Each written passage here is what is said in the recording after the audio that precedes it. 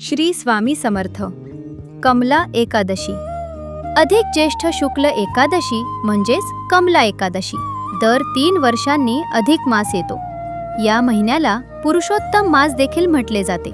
या महिन्यात भगवान श्री विष्णूंच्या सेवेला अनन्यसाधारण असे महत्त्व आहे. या महिन्यात 2 एकादशी असतात.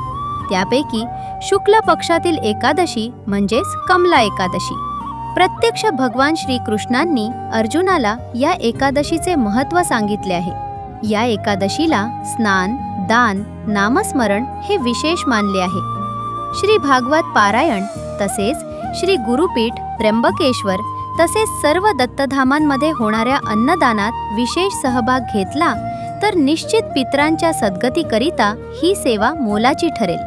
समस्त पापांचा नाश होऊन मनोवांछित फलप्राप्तीसाठी अधिक मासातील या एकादशीला अवश्य अन्नदान सेवेत सहभाग घेऊया. या संधी फारच क्वचित असतात. अवश्य या संधीचे सोने करूया.